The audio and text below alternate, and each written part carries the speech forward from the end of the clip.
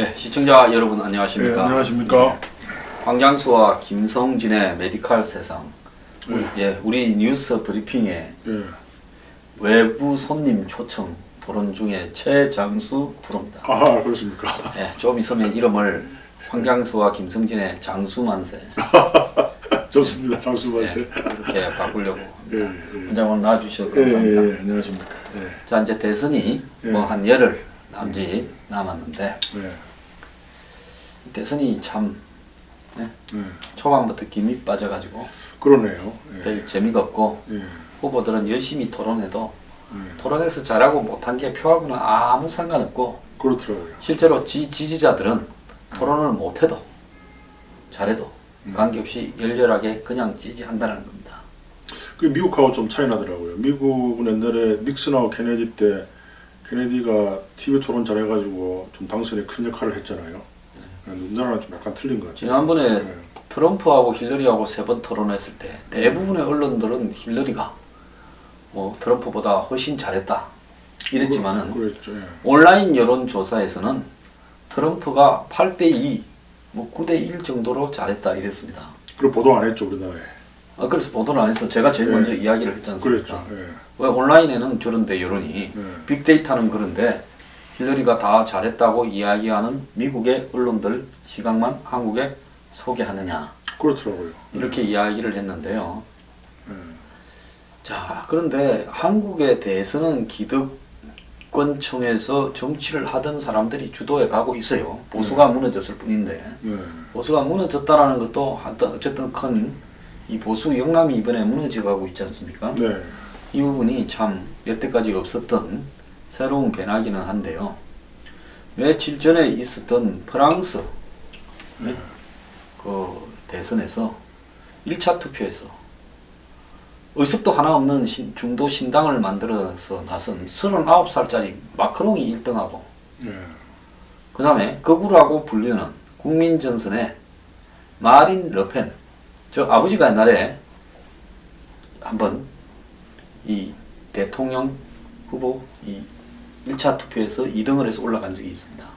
근데 거기에 이어서 딸이 또 지금 올라갔어요. 자, 이런 부분을 보면 프랑스의 지금 기성 정당들 공화당, 사회당입니다. 공화당은 3등, 그 다음에 극자당이 4등, 사회당은 꼴찌, 6%인가 뭐 8%인가 얘가. 그래 끝나버렸어요. 그래서 60년 동안 이어온 프랑스의 중도 좌우파 정당이 무너져 버렸다는 거예요. 그래서 39살짜리 의석이 하나도 없는 신생 정당을 찍느냐, 안 그러면 의석이 한 개밖에 없는 하원에 거구 정당을 찍느냐, 이 두 개를 해야 되고 의석이 백수십석씩 있는 기성 정당들은 다 집에 가쁜 겁니다. 그렇죠. 자, 이거는 미국에서 트럼프 당선, 영국에서 브렉시트 이어서 정말 프랑스에서 또 기득권층이 무너지는 이 새로운 계기가 마련됐는데 왜 한국에는 이 기득 정치가 안 무너지고 이렇게 공고할까? 원장님은 그런 생각 한번 안 해봤습니까? 지금 우리나라가 사실은 뭐 옛날에 연산군이나 광해군을 이제 몰아내고 또 뭐 4.19 그러니까 이 혁명의 역사가 이제 유구합니다. 우리나라도 프랑스 못지않게. 근데 프랑스는 원래 뭐 파리 코뮌 뭐 1789 프랑스 혁명을 비롯해서 이제 원래 그 사람들이 굉장히 과격한 사람들이에요. 감옥도요 세계에서 제일 그 열악한 감옥이 프랑스 감옥이거든요. 영화 파피용, 스티븐 맥킨, 파피용이 그 프랑스령 기아나라고 저기 저 식민지 아닙니까? 캐리브에. 그리고 그 뭐 if you 뭐 want catch me 뭐 그 있잖아요. 날 잡으려면 잡아봐. 잡아보라 뭐 그거 레오나르도 디카프리오 영화. 그 협박하잖아요. 그때 그 FBI 요원이 그 디카프리오한테 너 말이야 프랑스 감옥에 있을래 미국 갈래? 딱 미국 가잖아요. 불고 프랑스 감옥은 상상할 초월할 정도로. 얼마 전에 그 전도연 씨가 나왔던 영화에 하나 그 보면 한 2, 3년 전에 그 한국 여성이 형편이 어려워가 짐을 좀 운반해 주는 심부름을 프랑스에서 하다가 잡혔는데 그 짐에 마약이 들어있었어요. 그래서 그 여성이 또 캐리브해에 그렇죠. 같이 없습니다. 뭐, 무슨 도미니크인가 하는 뭐 이상한 절에 고도에 갔어요. 절에 고도에 가가 갇혀 있다가 한참 만에 풀려났죠. 그렇죠. 그래서 한국 사람 중에 잡혀갖고 그래서 프랑스는 좀 악질 사범들은 예. 또 외국 사람들은 또 좀 못 사는 나라 사람들은 예. 자기들이 봤을 때 좀 무시하는 나라 사람들은 전부 프랑스 안에서 교도소에 살리는 게 아니라 지금도 잡혔다 하면 바로 그냥 저기 중미에 예. 캐리브해에 있는 절의 고도 섬나라나 예. 이 프랑스령 기아나는 아. 그거는 저기 남미에 무시무시합니다. 그거 정말 적도가 지나가는 예. 벌레하고 그렇죠. 이런 것밖에 없는 그 땅에 주방하는 거예요. 그래서 영화 빠삐용 보면 예. 마지막에 이 뭡니까 더스틴 호프만은 도망을 안 갈라 그러잖아요. 예. 근데 스티븐 맥킨이 도망가죠. 이 대목 같은 걸 만들어가 던지고는 절벽에서 뛰어내려가 예. 도망을 가잖아요. 예. 그래서 그 뭐 버터플라이인가 주제곡도 나오고 그때 예. 그만큼 프랑스 사람들 이렇게 대화해 보면요, 이게 좀 틀려요. 굉장히 거칠고요. 또 원래 이게 로마 시대 때부터 이게 갈리아 지방이잖아요. 그 시저가 이렇게 갈리아 내전기 쓴 거 보면은 이 프랑스 민족이 굉장히 그 저항성이 강하고 잘 되들기 때문에 그 프랑스 민족 영웅이 하나 있었거든요. 이름 기억 안 나는데 지금도 그 동상이 있어요. 그 정도로 이렇게 프랑스는 세계적으로 유례를 찾을 수 없을 정도로 자유정신, 반항정신에 투철한 민족이기 때문에 근데 그에 못지않게 이제 우리나라도 이렇게 좀 혁명을 자주 일으키는 민족이긴 한데요. 조만간에 또 이렇게 뭐 지금까지는 그만큼 그래도 뒤집을 만큼 나쁘진 않다 생각하고 있지 않을까. 난 그렇게 좋게 봅니다. 한번 세상을 좋게 보시군요. 뭐 꼭 그런 건 제가 원래 또 성악성을 주장하는데 이제 이번 사건은 좀 좋게 보죠. 네. 또 주로 전 나쁘게 보잖아요. 이제 항상 비관적으로. 저는 세상을 좀 항상 이명과 배우를 이렇게 보면서 뭐 좋은 태도입니다. 저는 우리나라 국민들이 한마디로 기득권층이 만들어 놓은 이 환상의 노예가 되어 있다. 그것도 저는 있는 이번 거 대선에서 같아요. 누가 되든 무슨 보수 정당의 후보 뭐 가능성이 별로 없지만은 되든 또 뭐 지금 야권의 정당의 후보가 되든 서민들이나 중산층의 삶은 바뀔 거 없고요. 거기에 달려 있는 이념이라는 것은 껍질이라고 봅니다. 맞습니다. 껍질 안에 알맹이는요 둘 다 똑같아요. 오히려 중산층에서 약간 상류층에 있는 분들이 더 위기감을 느끼고 있어요. 네, 항상 그쪽 계층에 취약하거든요. 그래서 그나마 중산층에서 약간 올라가려는 사람들이 항상 무너지는 거예요. 그래서 그 도구마에 잘 빠지는 게 우리나라 국민들 대부분이 뭐 보험 사기 나면은 보험사가 손해보지 않느냐. 보험사 절대 손해 안 봅니다. 그 사람들 손해보는 상품은 다 없애버려요. 재벌들이 얼마나 똑똑한데요. 그러니까 재벌들이 잘 살면 우리나라 국민도 잘 산다는 그런 도구마에 빠져가지고요. 전체 근로자의 12%만 재벌 회사에 속해 있는 거예요. 대기업에. 이런 걸 이면을 잘 알고 있잖아요. 그래서 네. 이제 그런 거를 생산해서 열심히 대중들한테 퍼뜨리는 재벌들이 잘 사면 대중이 잘 산다. 자유 그렇습니다. 규제를 완화해서 규제가 없는 세상이 되고 정부는 최소한의 일을 해야 그것이 자본주의 자유시장 경제가 잘 된다고 허구한 날 대중들을 갖다가 이 병신으로 만드는 한국 경제. 네, 그런 어떤 뭐 거기에 또 있는 누구라고 말을 안 하겠습니다. 그런 것들을 퍼뜨리는 예. 이데올로그들이 예. 한마디로 기득권층의 앞잡이 역할을 수행하죠. 그렇죠. 예, 그러면서 그 사람들이 퍼뜨린 내용들을 아무것도 모르는 사람, 경제학이라고는 제대로 공부도 안 한 사람들이 그걸 갖다 맹목적으로 따라갑니다. 그렇죠. 일반 국민들한테 경제학 시험을 한번 쳐보십시오. 솔직히 말하면 10점 맞기도 어려워요. 그런 사람들이 이야기하는 내용을 맹목적으로 따라가면서 제가 한국에서 좌파가 된 거 아닙니까? 아니, 나만큼 이번 대선 국면에서 안보를 중요시해야 된다. 문재인, 안철수 안보관을 밝혀라. 한 사람이 어디 있어요? 사실을 이야기하는데 왜 자파라고? 그러다가 또 저만큼 합리적으로 자유한국당은 박근혜 최순실 게이트에 반성을 해라. 그렇죠. 진짜 반성한다면 후보를 안 내는 것도 방법이라고도 했고 또 이 양에 나왔으면 이 정경유착이나 부패 척결을 당신들이 앞장서서 자성하면서 비판해라. 지금 오늘 그 조사에 의하면요.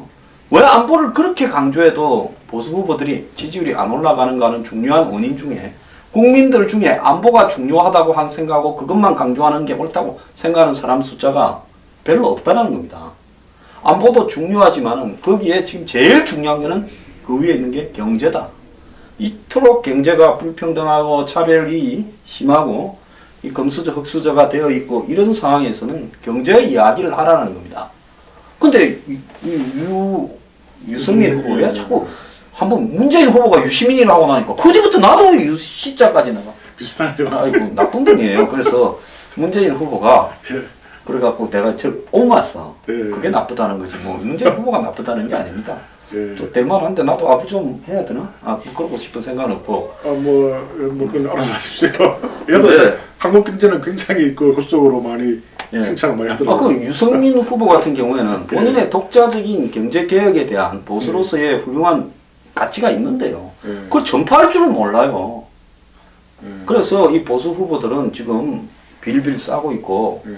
뭐 이제 경제를 바꿀 것처럼 이야기하는 야권의 후보들이 막상 됐을 때 과거에 그 사람들이 집권했을 때는 재벌공화국이었고 그렇죠. 금융자본공화국이었고 예. 이랬습니다. 그래서 이번에도 그분들이 대회에서 정말로 경제가 확 바뀌고 우리나라 경제가 기득권에서 벗어나서 뭐 양극화나 이런 게 해소될 수 있는가 또 한번 겪어보시라는 거죠. 그건 뭐 겪어봐야 그런 공약이 없어요. 없어요. 없잖아요. 그러니까 그 정말 그런 재벌 계획을 한다면은 그런 구체적인 안이 있어야 되는데 있을 때가 없잖아요. 없습니다. 그거 똑같아요. 차라리 옛날에 노무현 정권 때는 지금보다 더 혁신적인 게 많았는데 그냥 뭐 다 삼성공화국이었죠. 공화국이 돼버렸잖아요. 예.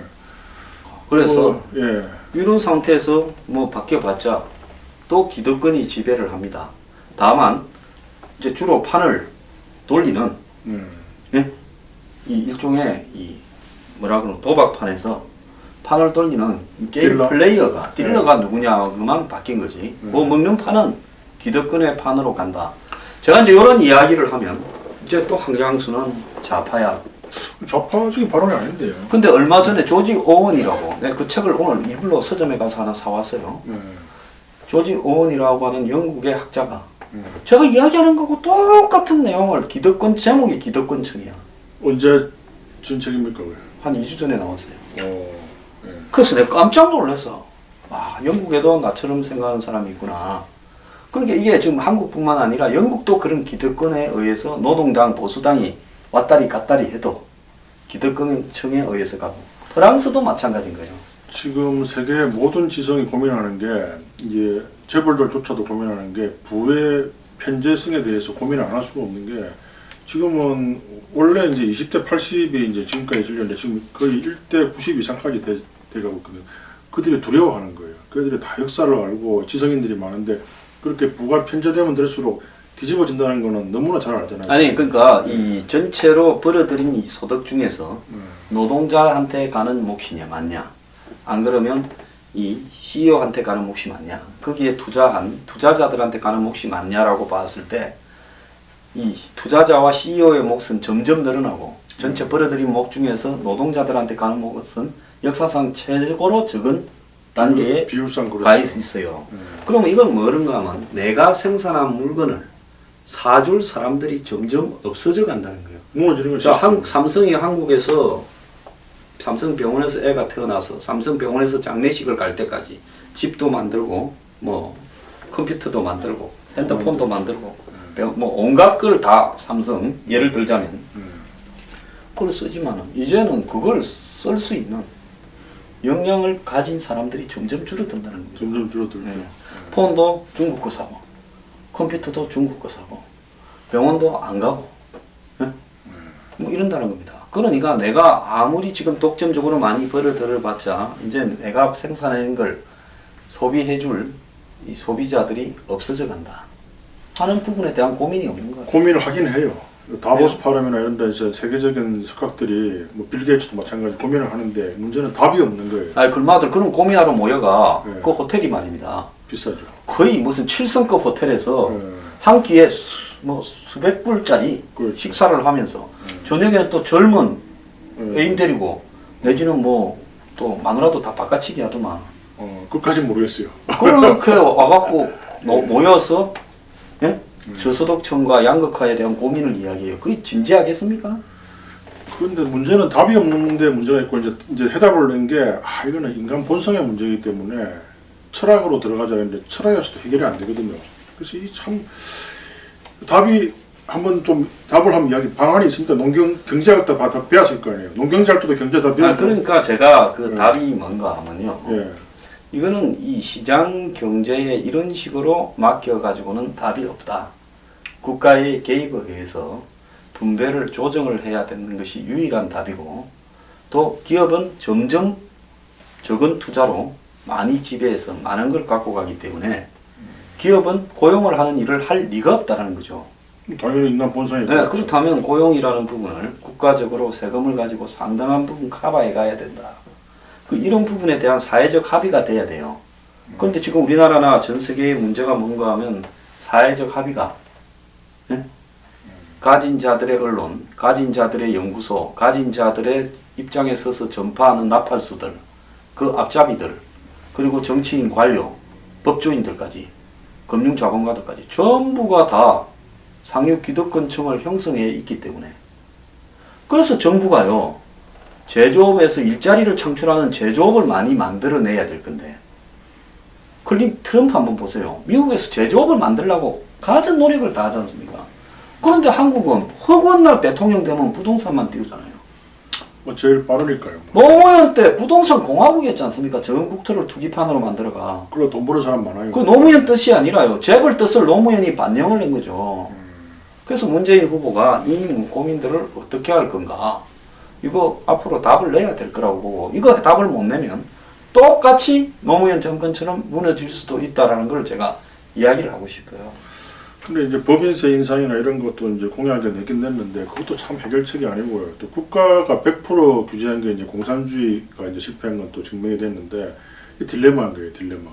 그래서 또 근데 그것도 예, 그 딜레마도 미국이 1930년에 대공황이 왔잖아요. 예, 자, 미국에 대공황이 왔을 때 그 대공황을 극복하기 위해서 미국에서 누구를 갖다가 데리고 왔습니까?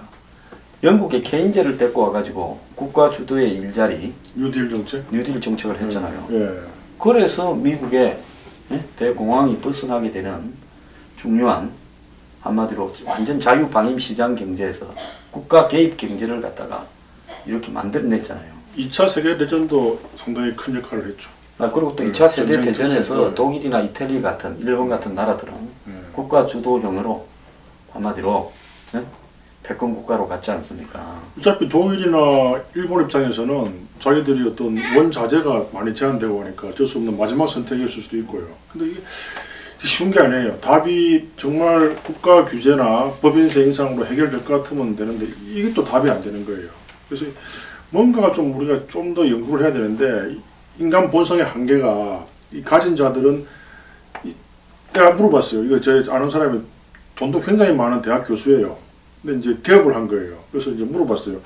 아니, 당신은 집안에 돈도 많고 또 명예도 종신 보장받았는데 왜 개업하냐니까 다다익선이에요, 다다익선. 근데 그러니까 법인세 같은 경우에도요. 예. 저는 해법이 있습니다. 법인세를 올리면 기업 활동이 위축된다고 올리면 안 된다 그러죠. 예? 그러니까 법인세를 일괄적으로 똑같이 23% 이렇게 할 게 아니라 말입니다. 법인세를 갖다가 벌어들이는 수익률에 따라서 지금 누진적 법인세를 적용해야지요. 그거 좋네요.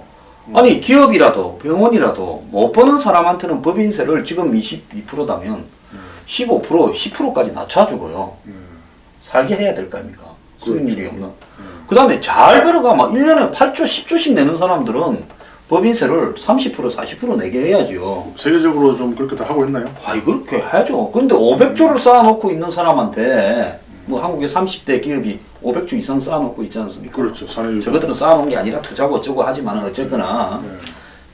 그런 사람들한테 한마디로 이자도 못 내는 사람하고 똑같은 법인세를 매겨라 하면 잘못된 거 아닙니까? 그러면 왜 똑같은 걸 매기게 하느냐? 이것도 이데올로기예요. 법인세를 다르게 매기게 되면 소수만 집중될 거니까, 그렇게 이 많은 사람들을 다 이 제대로 벌지도 못하는 사람들을 노예로 잡아가 진짜 많이 버는 놈이 빠져나가는데, 실질 실효세율은 15%도 안 돼요. 다 빠져나가죠. 감세 면세가 많아가지고요. 네. 삼성 같은 데도 그렇습니다. 연구소로 다 감세하죠. 그러니까 이런 이데올로기를 하나씩 따지게 되면 답이 있는데, 법인세 인상이 답이 아니다라고 그냥 맹목적으로 이야기를 해버리면 근데 이게 누진세가 세계적으로 하는 데가 있습니까 지금? 있죠. 어디서 하고 있나요? 예? 어디서 하고 있나요? 아니 이쪽 유럽에는 이렇게 법인세를 아, 다르게 누진세로. 매기는 데도 있습니다. 근데 왜 우리나라는 그렇게 일률적으로 미국 따라가는 거는 그거네요. 뭐 누진적 법인세 그거 좋습니다. 근데 이제 저도 법인을 만들려고 한번 이렇게 보는데 병원도 말이죠. 종합병원은 다 큰 병원은 다 법인을 만들더라고요. 근데 네. 저 같은 경우에 법인을 만들려니까 굉장히 제한돼 있고 그리고 법이 그러면 지금 개인 병원들은 행태가 뭡니까? 그냥 다 고스란히 40% 플러스 4대 보니까 거의 실효세율이 52%까지 되죠. 다 합치면은. 근데 법인으로 어떻게 한다 해봤자 자기 또 원장의 저 소유 월급 받으면 거기에 대한 또 소득세를 또 내야 돼요. 소득세 이중으로 내야 되나? 예, 이중으로 내야 돼. 근데 그 저는 신기한 게 어떻게 큰 병원이나 재벌들은 어떻게 그걸 잘 빠져나가는지 참 뭔가가 우리가 모르는 전문가들의 도움을 받겠죠. 아니 그게 이런 게 있지 않습니까? 복지법인, 예. 의료복지법인 내지는 뭐 대학, 예. 예? 이 법인. 근데 이제 저 같은 경우도 이제 좀 매출이 좀 늘어나서 어떻게 좀 고민하고 있는데 이 세무사한테 물어보면은 뭐 원장님 그냥 어쩔 수 없습니다. 법인을 하면 또 뭐 돈을 마음대로 쓰지도 못하고 뭐 그게 제게 아니라고 이야기하더라고요. 그럼 뭐 근데 하여튼 저보다 훨씬 그 큰 병원은 다 법인을 다 만들어요. 아 요즘 그 세금을 걱정해야 될 정도로 수입이 막 그런 많지는 않고 뭐 아주 저 세발의 피인데요. 그냥 뭐 그냥 그건 아무것도 아닙니다. 하여튼 이게 이 워낙 없이 하다가 약간 잘 되니까 고민하고 있는 거죠. 세내도 또 뭐 내야 될 고민도 없고 예, 뭐 원래 자기 빌딩에 하니까. 예. 아니 그것도 또 임자금을 또 많이 그것도 앞으로 또 이자 올라간다 해가지고 지금 걱정이 많습니다. 또 이 항상 아까도 말했지만은 이 정권이 어디 또 저기 벌 때마다 열심히 빨리 빚부터 안 갚고 사내 유보금을 또 없어요. 쌓고 있습니까? 유보금 아니 없어요. 사내가 아니고 사외 유보금을. 그런 것도 없고요. 그러니까 하여튼 이게 이제 우리 같은 약간의 중산층에서 약간 상해에 있는 사람들이 제일 위험한 거예요. 이런 사람들은 방어할 이력이 굉장히 약해요. 예. 하여튼 뭐 좀 아 그리고 예. 이번에 보니까 예. 신해철이가 국민의당 신해철 국민의당 죽은 가수 예. 신해철이가 예. 뭐 거대 얘기하고 무슨 무슨 여는가 뭐 뱀장어 아 뱀장어 장어 아 음. 그것도 이름이 뭔 장어냐. 예, 그래서 예. 그 노래하고 두 개를 갖다가 국민의당 로고송으로 허용해 줬는데 예. 그래서 이제 이 신해철이 예.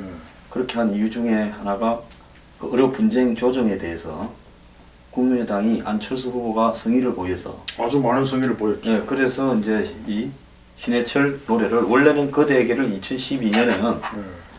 이 문재인 후보가 했대요. 그래. 그 신해철의 거대에게가 좀 장엄하지 않습니까? 고기 앞에가 빠바밤빰 일어나가면서. 예. 근데 그거 어떻게 생각하십니까, 의사?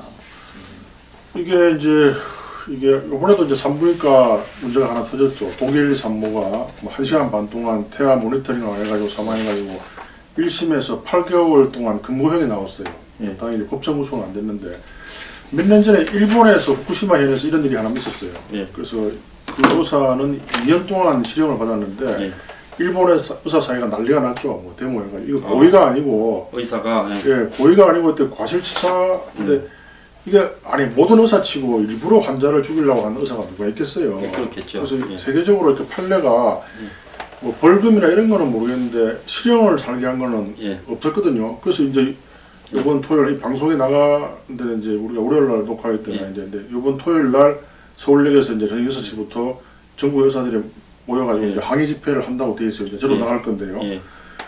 이게 이렇게 되면은 흉부외과나 이런 신경외과나 생명을 다루는 과들은 더더욱 위축될 수밖에 없어요. 우리가 신해철법을 반대한 이유가 안 그래도 흉부외과나 이런 생명 다루는 과의 전공의들이 어플라이 지원을 안 하는데 지금은 환자가 사망을 하게 되면 자동적으로 개시하게 되어 있어요. 예. 그 요번에도 신해철법에 의한 그 의료분쟁조정위원회에서 이 어떤 심판서라고 합니까? 평가서가 이제 의사한테 불리하게 나가게 된 거예요. 그걸 판사님이 그대로 반영해가지고 이제 8개월의 근무형을 때린 거죠. 그래서 실제 뭐 국민 여러분들이 생각하는 게 어떤지는 모르겠지만 당장 뭐 의사들 때리면 좋겠지만 이게 점점 위축돼가지고 앞으로 점점 더 산모나 어떤 생명을 다루는 흉부외과 의사들은 위축이 돼가 더 진료를 할 수가 없고 더더욱 아마 지원을 안 할 거예요. 신해철법의 핵심은 예. 의료 분쟁을 갖다가 이제 조정을 할 때 의사들이 동의를 해야 조정 대상이 되는데 자동으로 왔다. 예, 예. 근데 이제는 그거하고 관계없이 동의 여부하고 관계없이 자동 조정으로 간다. 그거 아닙니까? 자동으로 가고 어떤 조사에 응하지 않으면 무조건 뭐 1천만 원인가 벌금을 자동으로 가게 돼 있고요. 안 그래도 이게 의료 사고가 일어나면은 요즘 뭐 3억 내지 10억 어마어마합니다. 의료 수가는 형편없는데도. 그래서 난 자꾸만 이렇게 마녀 사냥식으로 했다가는 점점 아마 저 같으면 이제 제가 산부인과 사람은 더 이상 위험한 분만 안 받을 것 같고요. 그 실제로 이번에 그 장중첩증인가 이렇게 대구인가 거기에서 위급한 소아 사건이 일어났을 때 병원에서 전부 다 근무했잖아요. 결국 사망했죠. 어떤 이런 대안을 좀 마련해 놓고 그 쥐를 몰 때도 좀 도망갈 길을 마련해 놓고 가야지. 아니 지금 의사분들을 쥐라고 이야기를 하셨습니까? 지금 쥐입니다, 쥐. 예. 그 고양이는 누굽니까? 고양이는 거대한 국민보험건강공단하고 통합했잖아요, 통합. 예, 내가 통합해야 주요 중에 하나였죠. 이거 의사는 개개인의 의사가 그런 거대한 국민건강보험공단하고 상대가 됩니까? 이게 뭐 그래서 저는 이제 이 통합하는 걸 반대했었어요. 이게 작은 기업들이 또 자체적으로 도생하려고 또 이익을 나는 데는 또 흑자가 나고 또 적자한 데는 무너지고요. 그런 게 필요한데 지금 건강보험공단이 세계적으로 엄청난 큰 조직입니다. 그 한 해 운영비가 얼마인 줄 아세요? 상상을 초월해요. 그리고 뭐 또 지원들을 자르지 못해가지고요. 막 그 남는 인원들을 맨날 편지를 보내요. 아니 그래도 미국에 보면 의료보험 때문에 오바마 케어, 트럼프 케어니 저 난리가 나 있는데 미국의 의료보험 보면 그래도 문제가 많아도 한국의 의료보험이 의사분들한테는 좀 고통스럽더라도 국민들한테는 좀 그러니까 공급자에 대한 최소한의 배려가 있어야 되는데 이제 건정심이라고 아시죠? 그 건강 시민평가위원회 그게 그것도 내가 주고 했죠. 예, 건정심의 구조가 어떻게 됐냐면은 공급자가 3이에요, 3. 또 3대 3대 3, 국가가 3. 그다음에 또 무슨 이 소비자 3. 그러니까 공급자는 소비자 대표했었어요. 예, 예. 그 상당히 높은 자리인데요, 그게. 예? 그것도 굉장히 높은 자리예요. 그리고 평가할 때 예, 마지막에 결정 안 된 거, 들고 와가 심의회가 제일 줘야 된다, 안 줘야 된다 판단하는 거. 예, 예. 한 12명 되죠, 그게. 예, 그렇죠. 그러니까 그 중에 이제 3분의 1만 공급자인데요. 그 3분의 1도 의사, 치과의사, 한의사 이렇게 해가지고, 약사 이렇게 해가지고, 이 어떤 진료의 축이 의사가 차지하는 부분이 상당히 많거든요. 근데 12분의 1밖에 안 돼요. 그래서 하다못해 감사원에서 지적을 했어요. 이거는 공급자하고 또 피공급자가 적어도 5대5는 해라 했는데 지금 정부가 말을 안 듣고 있는 거예요. 그러니까 맨날 지금 수가는 원래 수가의 70%밖에 안 되고요. 여러 가지로 문제가 한두 가지가 아니에요. 근데 그러니까 의사분들은 이런 문제가 많으면 어디 한 군데를 몰빵으로 지지를 해봐. 한번 정권이 바뀌면 승부를 한번 거시지. 또 보면 지금까지 전통적으로 나눠갖고 투자를 합디다. 안철수 쪽에 좀 투자하고 요번에 처음 그랬어요. 문재인 쪽에 좀 투자. 요번에 처음 그랬고요. 지금까지는 항상 여당에 몰빵했죠. 그리고 뭐 박근혜 정부한테도 거의 박근혜 정통령한테 뭐 원사이드 러브하게 총력을 기울였지만은 이 정부 들어서 뭐 원격 의료니 뭐니 해가지고 우리 뭐 그리고 또 DJ 정권 때 뭐 의약분업 같은 거 해가지고 우리는 쥐라고 생각해요, 쥐. 그래서 지금 좀 출구 전략을 좀 해가지고 도망갈 길을 좀 마련해가지고 오고 있는데 이런 저수가에서도 지금 겨우겨우 이 시스템이 유지되고 있는 이유가 뭔지 압니까? 비급여예요, 비급여. 비급여에서 약간 이익이 나가지고 겨우겨우 유지하는데 지금 정부에서는 이것도 지금 눈꼴에 다 나온 거예요. 이거까지 규제를 해가지고 이거 규제하면 정말 판 깨집니다. 틀림없어요. 근데 그 현실을 잘 모르고 이 판을 깨려고 하는 것 같아요. 판 깨면 뭐 피해는 국민들 보는 거죠. 우리나라 시스템이 태양호 공사도 지정했던 좋은 시스템인데 이 판 깨지면 국민들 피해 봅니다. 의사분들이 가진 게 많아갖고 판을 잘 깰 만한 용기가 없거나 총대를 메고 나가서 판 깨자고 할 사람이 별로 없는 건 문제 아니겠습니까? 아니죠. 2000년대 의약분업 때 정말 우리가 다 파업했잖아요. 목숨 걸고. 아니 근데 이번에 보니까 박근혜 대통령이 말도 안 되는 원격 진료하겠다라는데 대한민국에서 제가 제일 많이 반대했을 거예요. 내가 회장보다 더 많이 반대했을 거예요. 그랬죠. TV 나가서 보건복지부 관료 나하고 토론하자는 이야기까지 했어요. 예? 노무현 때 했던 의료 민영화를 예? 이걸 갖다가 박근혜 정부에서 어떻게 할 수 있냐고 내가 그 이야기를 했습니다. TV에 나가서 나한테 뭐 이길 놈 있으면 한번 설득해봐라고. 근데 의사협회 회장님은 박근혜 대통령이 그 원격 진료한다고 충남에 무슨 뭐 시골에 예? 원격 가더라고요. 진료에 뭐 보건소인가 갔을 때 그 옆에 따라가갖고 시다발이 하셨잖아요. 그랬죠. 그건 지지. 그래서 왜 했냐 이래 물어보니까 좀 뭐 정부에서 그래 하는데 또 되게 거부하느냐 뭐 그래 이야기 그 하더라고요. 몇 달 뒤에 대통령이 뭐 탄핵될지도 모르고. 그랬죠. 예. 그런 상황은 하여튼- 의협 회장 지금 아직도 합니까 그 양반? 아직도 하고 있죠. 그 탄핵으로 같이 돼야 되는 거 아닙니까? 탄핵을 한다는 것도 있는데 뭐 워낙 또 의사 원장님이 들고 일어나가 탄핵해버리고 회장하십시오.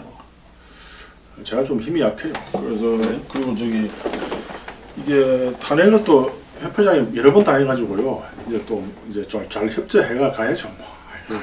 어제도 만났는데 저 협회 제 총회 때 방송을 보시는 분 중에 의사 회장님들 거기 많은데 사과를 공개 사과를 하거나 공개 사과를 하지 않으면 같이 탄핵을 시켜가지고 예. 의왕으로 가셔야 돼. 의왕으로.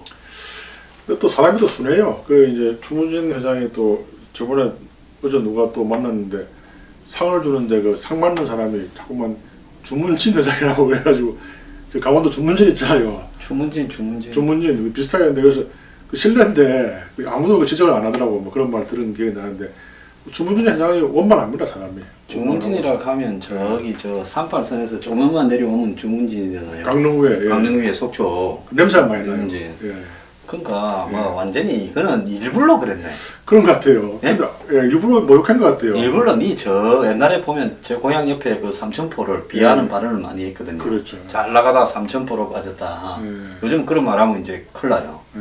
근데 주문진이라고 했다는 거는 주문진을 예. 니는 막 저기 틀렸다. 저기 변두리 이미 가야 될 입장이다. 이거 아닙니까?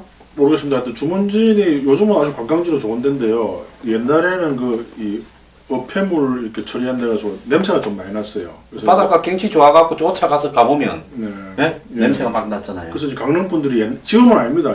옛날에는 이제 냄새가 나면 너 주문진 갔다 왔네 이렇게 농담을 하고 했는데 근데 이제 어쨌든 지금은- 의사협회 회장님도 주문진처럼 이 냄새가 진동을 했습니다. 지금은 그렇지 않아요. 그러니까 주문진 분들은 오해하시지 말고 이제 아니 그 좀 지금 많이 나는 의사협회 회장을 이야기하는데 예. 뭐 주문진 냄새, 혹시 주문진 또 이제 냄새가 난다. 주문진 오해하실까 싶어가지고 근데 여하튼 뭐 나 의사도 아닌데 예. 어려움 인형아 내가 뭐 의사한테 밥을 한 끼를 얻어먹었습니까? 예. 그렇게 반대를 하면서 뒤에 삼성이 있다부터 시작을 해가 예?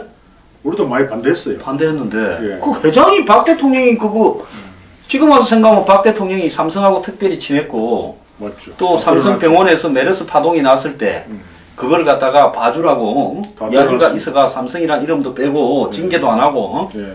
그러면서 마치 뭐 이재용이한테 뭐라는 투 말 한마디 하고 이재용이는 죽을 죄 지었습니다 잘하겠습니다 하고 끝내본 거 아닙니까? 다 드러났죠. 예. 그 짜고 친 고스톱 했잖아요. 예. 그거 다 드러났잖아요. 그리고 그 사이에 그 병원 사람이 몇 명이나 죽어 나갔습니까? 말이죠. 많이 죽어 나갔잖아요. 예.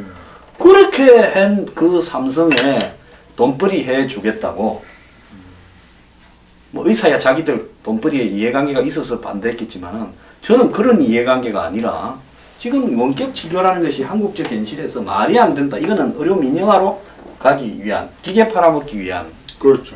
하나의 장난이다. 그리고 소비자에 대한 서비스가 약해진다. 대한민국 같이 의사가 남아도는 나라에 뭔 놈의 민영화냐. 그럴 필요가 없죠. 이래 했는데도요. 희한하게 박 대통령이 여기 뭔 고연 뭐 머릿속에 쓰였는가. 하나의 업적을 세우기 위한 하나의 뭐 그 업적은 개뿔. 내가 봤을 때 자기 생각하기에. 재벌하고 뭐 붙어 먹었으니까 깎겠지요. 나는 과감하게 이야기를 합니다. 예. 우리 여기서도 그거 박 대통령이 처음에 그거 갔을 때 왜 갔냐고 의사협회 회장은 뭐 하냐고 한 거 기억 안 납니까? 우리 했죠 그때. 예. 그럼 딱 지금 한번 보세요. 다 드러났죠. 다 드러났잖아요. 예, 맞습니다. 세상에 먹으려고 뭐 이렇게 국리를 하면요 다 보여요. 그렇죠, 그렇죠. 그래도 내가 의료계 이 시스템을 만드는데 이바지 했는데 그것 좀 안 보이겠습니까? 예, 그렇죠. 그랬는데 그 회장이 아직도 회장을 하고 있다. 이 주문진 회장이 빨리 김성진 원장한테 물려주고요. 사퇴하세요. 전혀 뭐 물려줄 마음이 없어요. 뭐 저도 뭐 의사 협회장이 좀 구도가요. 그게 좀 이렇게 이 학교 안배가 많아요 그쪽에. 할게요. 예. 그 양반 어디 뭐 서울대 나왔습니까? 서울대 나왔죠. 하여튼 나쁜 짓은 서울대에서 다 해요. 지금 이제 묘하게 복지부 장관도 서울대 나왔고요. 심사평가원장도 서울대 나왔고 이번에 또 안철수 대표가 되면 또 그 사람도 서울대 나오고 요즘 이번에 보면 잘나오고 저기 있어요. 아주. 홍준표 지사의 예. 지사 후보의 예. 대지 발전제 그 요흰빈 아닙니까? 의학 용어로 맞아요. 요흰빈이, 예. 아프리카에 있는 요흰버 나무에서 오는 예, 맞습니다. 거기 나무 열매 예. 예, 각성제인데 예. 그 요흰빈 사건도 예. 서울 상대 그렇더라고요. 생들이 모인 예. 하숙집에서 예. 홍준표만 고대했다며요. 그렇죠. 옛날에 서울 상대가 그 영건동에 있었죠. 그 가깝죠, 우리 그쪽에 하고. 영건동 근처지. 예, 그러니까. 맞습니다. 그래서 종암동이었다며요. 예. 종암동. 예. 그래서 거기에 전부 서울대생들이 모여서 거기 기껏 생각해낸 게 요흰빈. 그렇죠. 참 그런 생각하기가 쉽지 않은데요. 이게 근데 예. 그 여성한테 먹인다는데 예. 암태지 발정제가 아니라 수태지 발정제를 뭐 요인비는 하나밖에 없는데 이게 암컷의 발정제 하는 게 아직 개발이 안 됐어요. 예, 아니 그러니까 예. 예, 그렇죠. 여성용 비아그라가 좀 나오려 하는데요. 그거는 만들어지기는 했잖아요. 근데 아직까지 효과가 별로 없대요. 그러니까 여성은 이 성기의 구조상으로 이 의학적인 문제니까 이야기를 하겠습니다. 예. 혈류에 있던 정대에 의한 예. 예? 성감각의 정대로 연결되기가 쉽지 않은데 남성은 혈류의 정가가 곧바로 예? 체형의 변화를 가져와 가지고 참 이게 쉽지가 않네요.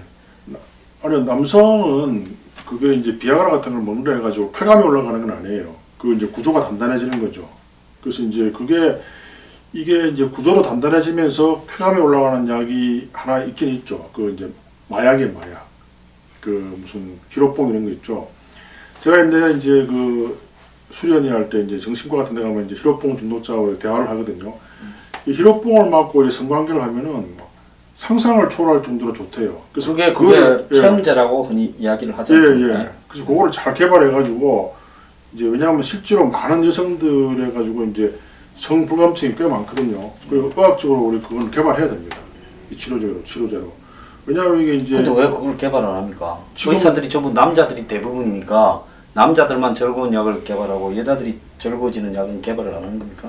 그게 이제 의약품의 개발에 제일 중요한 모티브는 돈입니다, 돈. 알잖아요, 그 경제. 남성은 비아그라를 한 개 2만 원씩 주고 사 먹을 돈이 있는데 여성은 없습니까? 여성들은 그걸 공개적으로 사기가 좀 부끄럽죠.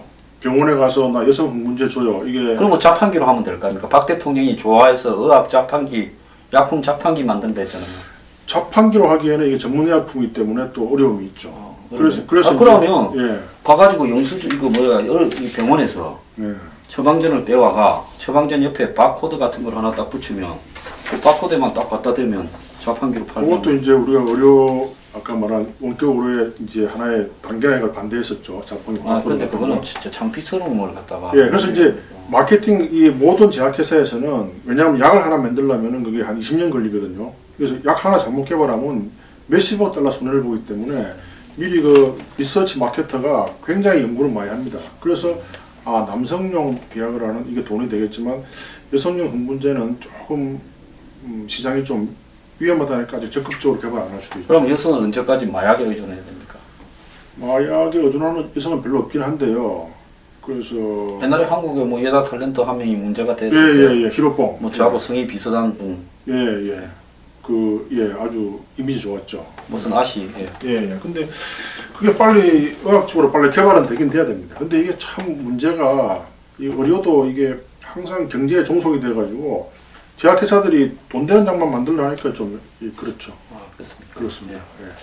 제약회사들이 여성의 행복을 위한 약도 좀 대승적 차원에서 만들어야 되겠군요. 지금 보세요. 보험회사나 이런 모든 그래도 의사들은 국민의 건강에 대해서 좀 관심이 있는데 이런 재벌이나 이런 의료계나 모든 회사는 제1 목적이 이익 창출이잖아요. 그래서 이익 창출에 도움이 안 되면은 별로 관심이 없어요. 오늘 일부가 처음에는 왜 한국에는 기득권 정치가 무너지지 않느냐에서 끝은 왜 여성용 비아그라는 개발이 안 되느냐로 끝났습니다. 빨리 개발돼야 됩니다. 이야기가 어쩌다가 여기까지 흘러왔는지 저도 잘 모르겠습니다. 아니 이제 여성이 행복해야 인류가 행복해지기 때문에 그 예상외로 많은 여성들이 성불감증에 시달리고 있습니다. 남성들이 여성들이 행복을 느끼게 되면 그럴 수도 있어요. 예? 좋은 지적입니다. 여자들이 다 왜냐하면 지금도 미디어 옛날에 아프리카 같은 나라에서는 여성 할례. 여성 할례를 해버렸어요. 그 음액을 제거해버린 거예요. 그러니까 이런 일화가 있습니다. 그 프랑스의 어떤 아프리카에서 온 유학생이 하나 있었는데 굉장히 의사인데 매너가 좋았어요. 그래서 프랑스 백인 여자가 반해가 결혼을 했거든요. 근데 이제 그 아프리카 본국에 가게 됐어요. 아침에 일어나 보니까 그 음액이 제거된 거예요. 그 나라에서는 그게 이제 할례. 할례가 일상화된 거예요. 그만큼 그 어떤 그 남성은 여성의 행복에 대해서 두려움이 있는 거죠. 그건 이해는 되긴데요. 옛날에 모계 사회였잖아요. 모계 사회. 아, 오늘은 그래서 예. 처음에는 저기 이 의학업계에 예? 한마디로 수익성 정대 때문에 그렇다가 이제는 또 예? 여러 가지 원인이 여성의 있는데 욕망 정대에 대한 남성들의 공포를 또 이야기를 하면서 끝이 나네요. 어쨌든 이 일변가 거기에서도 맨날 여자를 좀 무시하고 그것도 미국에서도 여자의 투표권이 생긴 지가 얼마 안 됩니다. 불과 그리고 뭐 히든 피겨스 봤죠. 그거 예. 미국에 그 흑인 또 여성 너무나 상상을 초월할 정도로 이렇게 억압된 거죠. 미국조차도요. 그래서 뭐 저는 뭐 또 여성 여러분들이 저를 또 뭐 위선적으로 생각할지 모르겠지만 우리 어머니도 다 여자잖아요. 잘해야 됩니다, 여자들한테. 네, 잘 가입시다. 예, 행복을 위해서 우리 참 기도합시다. 예, 오늘 또 일부는 정치와 경제를, 정치와 예. 의학계를 뭐 넘나들면서 했습니다. 예, 예. 예, 이제 2부 시작하겠습니다. 예.